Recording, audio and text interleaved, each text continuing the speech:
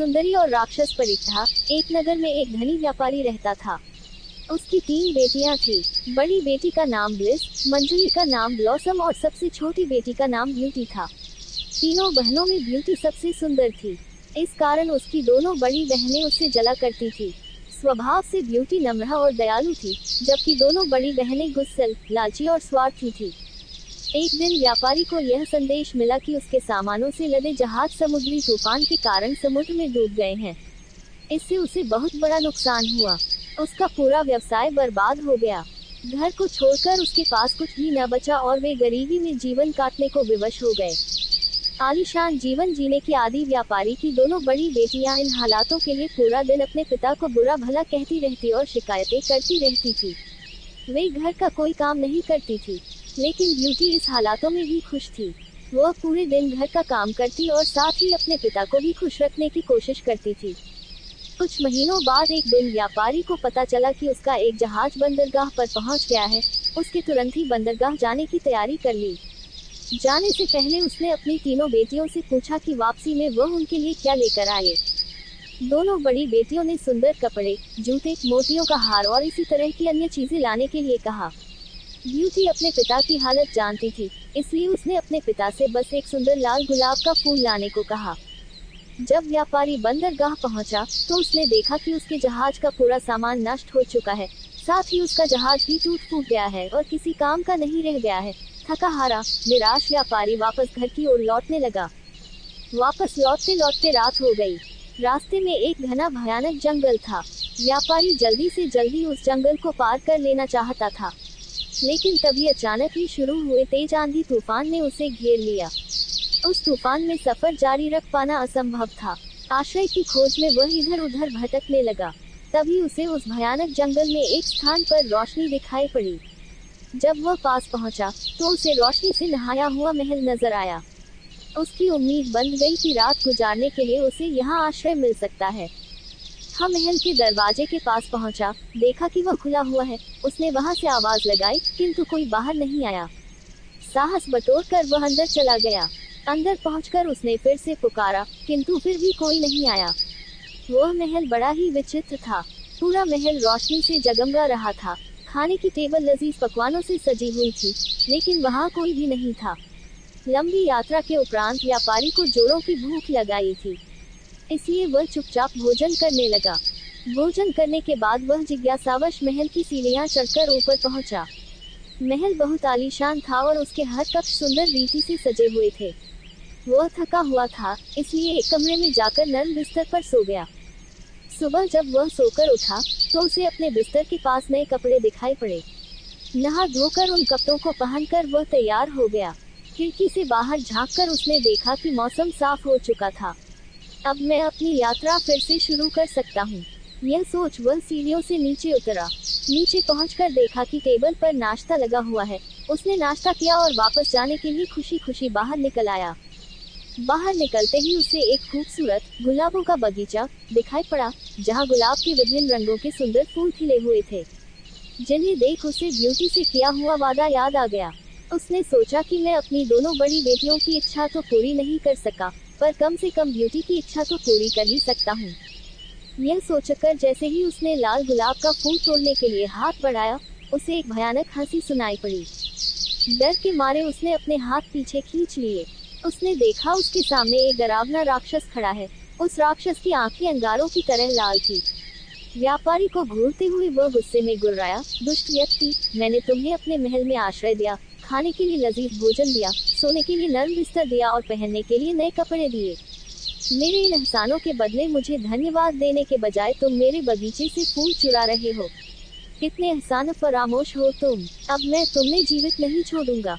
डर से कांपते हुए वह व्यापारी राक्षस के पैरों पर गिर पड़ा और क्षमा याचना करने लगा, मुझे क्षमा कर दो, मुझे क्षमा कर दो। मैं यह गुलाब का फूल अपने लिए नहीं तोड़ रहा था, बल्कि अपनी बेटी के लिए तोड़ रहा था, जिसे मैंने एक लाल गुलाब का फूल लाने का वादा किया था। मुझे मत मारो, तुम जैसा कहोगे मैं वैसा ही करूँगा। व्यापारी की याचना पर राक्षस बोला, ठीक है, मैं तुम्हें एक शर्त पर बख्शता हूँ कि तुम अपनी उस बेटी को यहाँ मेरे पास लेकर आओगे, जिसके लिए तुम मेरे बगीचे से फूल तोड़ रहे थे। डरे हुए व्यापारी ने उस समय अपनी जान बचाने के लिए राक्षस की बात मान ली और अपनी बेटी को उसके पास लाने का वादा कर वह वहां से निकल गया। जब वह घर पहुंचा, तो उसकी आंखें आंसुओं से भीगी हुई थी। वह बहुत डरा हुआ था। पूछने पर उसने अपने साथ हुई पूरी घटना विस्तार से बता दी। पूरी बात सुनने के बाद ब्यूटी बोली, पिताजी, आप चिंता मत कीजिए, आपकी जान बचाने के लिए मैं कुछ भी करूंगी। अपने वादे के अनुसार आप मुझे उस राक्षस के महल में ले चलिए। तुम मुझे बहुत प्यार करती हो ब्यूटी, ये मैं जानता हूँ, लेकिन मैं कितना स्वार्थी पिता कहलाऊंगा, जो अपनी जान बचाने के लिए अपनी बेटी को उस राक्षस को सौंप देगा। व्यापारी रोते हुए बोला, पिताजी, आपकी जान बचाने का यही एक रास्ता है, हम कुछ कर भी नहीं सकते। आप मुझे उस राक्षस के महल में ले चलिए। ब्यूटी ने अपने पिता को समझाया। दुखी मन से व्यापारी ब्यूटी को उस राक्षस के महल में छोड़ आया। शुरू में ब्यूटी उस राक्षस के भयानक रूप रंग को देखकर डर गई, लेकिन उस राक्षस का ब्यूटी के प्रति व्यवहार बहुत अच्छा था। उसने ब्यूटी को ढेर सारे नए कपड़े और गहने दिए, उसे एक बहुत ही सुंदर कमरे में रखा। वह उसका बहुत ख्याल रखने लगा, जिससे धीरे धीरे ब्यूटी का डर खत्म हो गया। शुरू में राक्षस चुपचाप दूर से ब्यूटी को देखा करता था, फिर धीरे धीरे उसने उससे बातें करनी शुरू की। ब्यूटी को भी राक्षस से बात करना अच्छा लगने लगा। दिन गुजरते रहे और दोनों बहुत अच्छे दोस्त बन गए। राक्षस ब्यूटी को चाहने लगा था, लेकिन अपनी बदसूरती के कारण उससे अपनी मन की बात कहने से डरता था।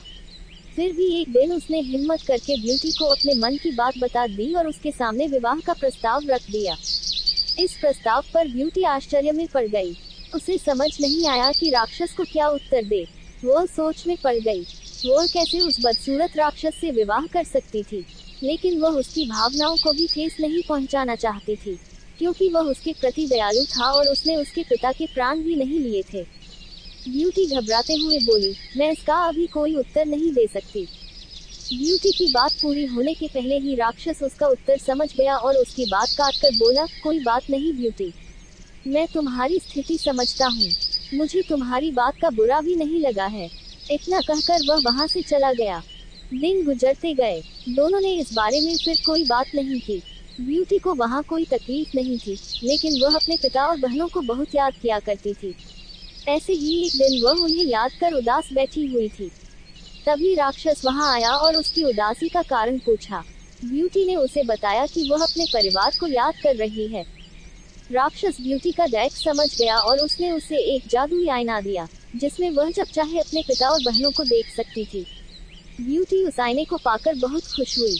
अब जब भी उसका मन करता, वह उसमें अपने परिवार को देख लेती थी।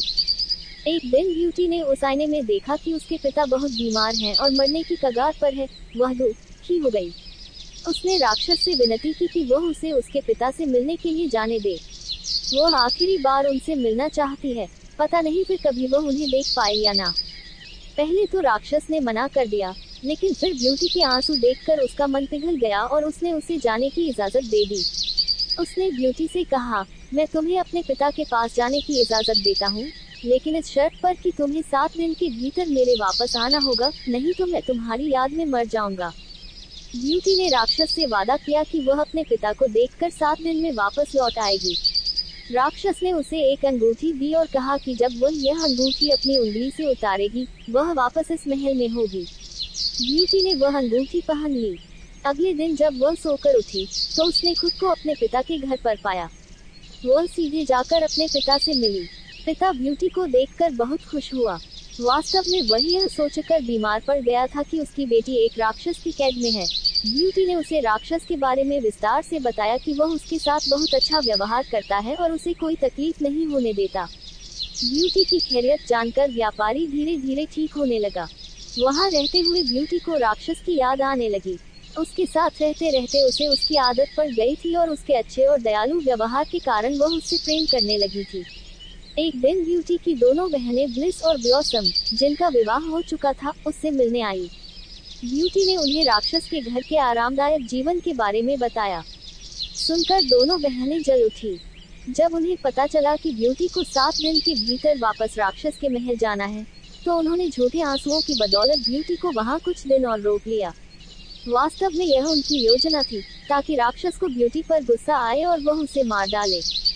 उधर राक्षस ब्यूटी का इंतजार कर रहा था। 7 दिन पूरे होने के बाद भी ब्यूटी के वापस न आने पर वह तड़पने लगा।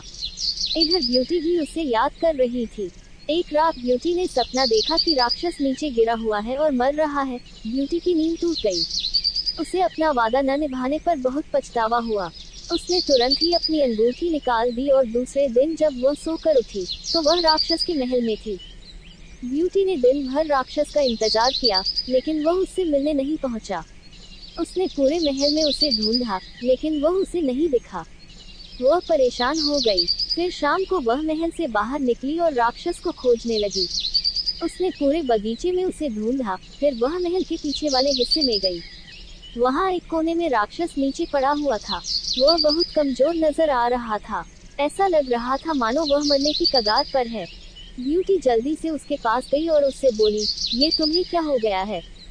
मैंने तुमसे कहा था ना कि यदि तुम नहीं आई तो मैं तुम्हारी याद में मर जाऊंगा। राक्षस ने उत्तर दिया। ब्यूटी ने अपने देर से आने के लिए उससे क्षमा मांगी और उससे कहने लगी, तुम मुझे छोड़कर मत जाओ। मैं तुम्हारे बिना नहीं रह सकती। मैं तुमसे प्रेम करने लगी हूँ। मुझसे विवाह कर लो। ब्यूटी का इतना कहना था कि एक चमत्कार हुआ और वह राक्षस एक सुंदर नौजवान राजकुमार में परिवर्तित हो गया। ब्यूटी यह देखकर आश्चर्यचकित रह गई। राजकुमार ने उसे बताया, मैं एक जादूगरनी के श्राप के कारण राक्षस बन गया था। कई वर्षों तक मैं इस रूप में रहा। यह श्राप तभी टूटता जब कोई मेरी बदसूरती के बाद भी मुझसे सच्चा प्रेम करता। आज तुम्हारे सच्चे प्रेम के कारण वह श्राप टूट गया।